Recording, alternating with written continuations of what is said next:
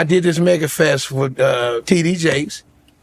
No Diddy. I did There you go. Come on, Lavell. You was trying to sneak out. No. Only reason I said it, Diddy wasn't there then. Man, get Lavell, man. I mean, man, we gonna swallow that and move on. Come on, Lavell. No Diddy. I gotta take another drink. You might need to pour you one too. No, that's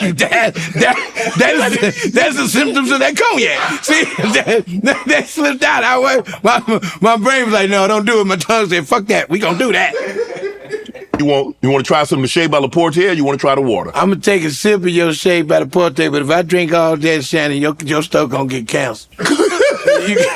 Because I don't hold my tongue anyway, so I know that it's gonna be something else if I get drunk. But it's gonna be nice and smooth. You're gonna love it. It's gonna be a smooth, nice one. Smooth controversy. Yeah. Let me know what you think.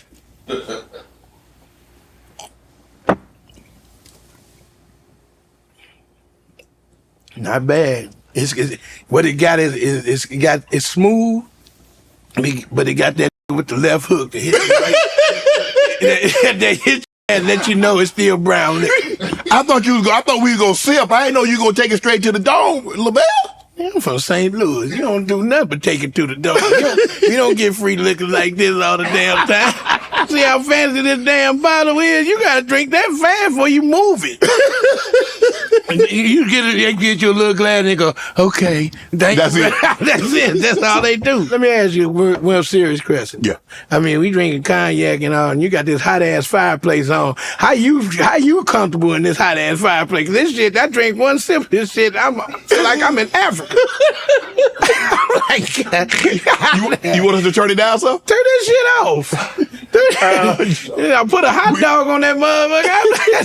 I know it's ambiance, but then we don't need it. Yeah, we get trying to set the.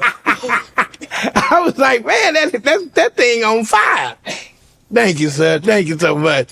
That looks more better. Better? Yeah, cause that cognac warmed my ass up. I'm saying, let me drink this damn water. Yeah, we got you some water there. Oh, that'll work. That'll make it happen. All right. Thank you, sir. It's over. Yeah, turn that fan on, Lee. The fire went out. It's still hot in this bitch. It's got a lot of insulation in it, damn thing. He got that real money. Right. And I'm gonna tell you something before I move on with that. Get some more comfortable furniture up in here. You look so uncomfortable. I'm comfortable. See, I'm trying to get up. You trying to drink on this part of this shit. You bust your knee on that damn. I kicked it. No, I ain't hit my knee. See, I'm with no, I know, but I thought you ain't comfortable. You can scoot back and get comfortable like me. I was gonna do a leg. Yeah, do that right there. Yeah, see? Oh, okay. I didn't know I could do that. You can do whatever you comfortable. All right. And we gonna blame it on the Portuguese. We was at the Mega Fest. Yeah. This was the second time I did it. David Mann was there. And you may not admit this. You know, black people, he did this joke. It was so similar to this joke that I did on Laugh-A-Palooza.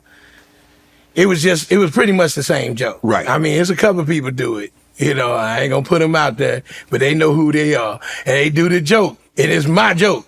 And I did it on Laugh-A-Palooza. It got a big stand over talking about, I said, I went over my white friend Jeffrey's house, and Jeffrey, it's a different world over at Jeffrey's house, because we said, hey, Lavell, come on in, man. We're going to go upstairs to play with some of my toys. Like that. I used to go over his house because he was the only child. Right. And he used to, his mama buy him every toy. He had a G.I. Joe with the Kung Fu grip. He had a $6 million man. You can remember the $6 million man where you can look behind his head, and you had Bionic Vision. He had Eva Knievel. He had all the games. And I used to go over there and play with some. When he wasn't looking, steal a couple. Take him home.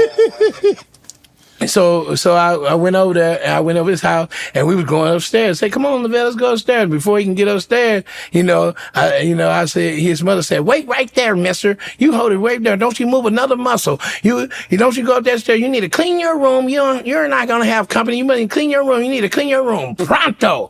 And I was like, ooh, shit. I said, white mama just like black mama. They don't play. Right. Like that, but Jeffrey looked at his mom and looked at me, moved me out of the way and stepped up on his mama like Clint Eastwood. and said, "Look here, lady, I have company, and we're going upstairs and have a good time playing with some of my toys. Some of them are missing. I think Lavell took some, but I'm not going to say anything. And we're going to have a great time. And I'll clean my room when I'm ready. And you bring us some cookies and some lemonade pronto," like that. And I was like, ooh. You about to get it. I said, I'm finna go. You about to die. I said, run.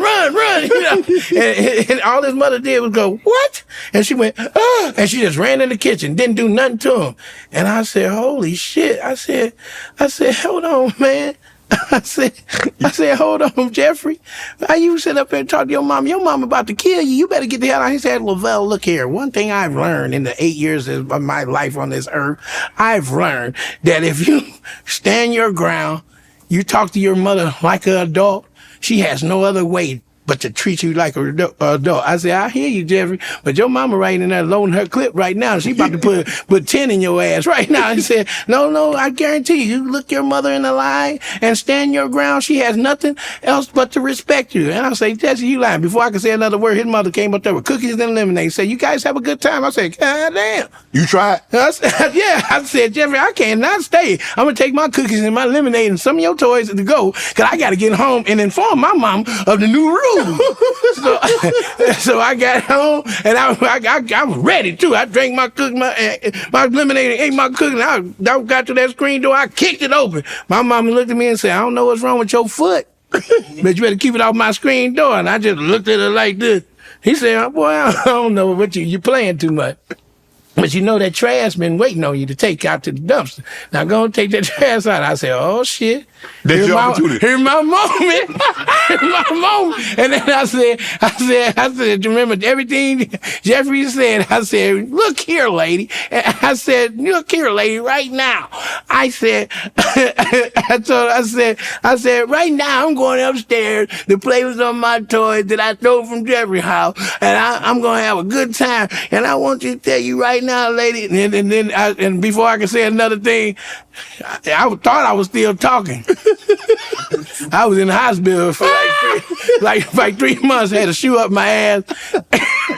She damn near killed me. I got a hospital. I was 19. She came to the hospital. I thought she was feeling bad. She said, "That trash still waiting on you at the house." Okay, so that was the joke.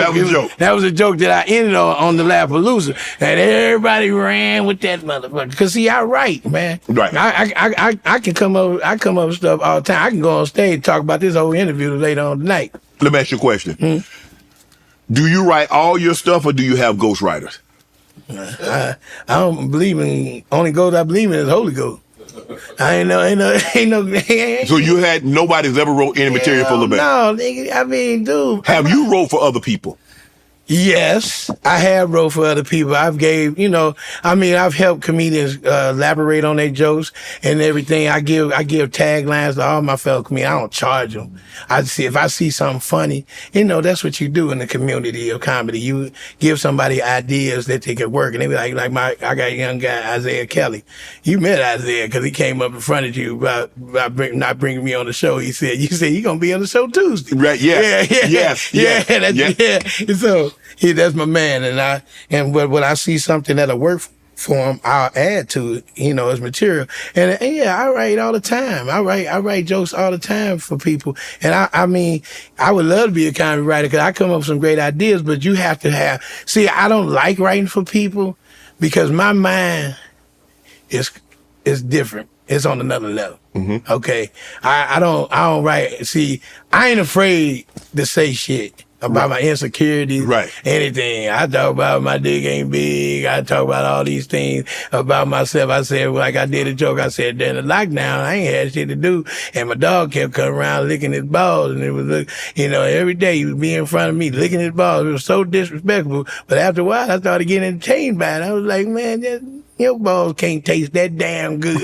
And then I finally snapped on. I said, "Get your gay ass out of here licking your balls. Get your ass out of here. Get your ass out of here licking your balls." And the dog got up slowly and looked at me like to say, hater.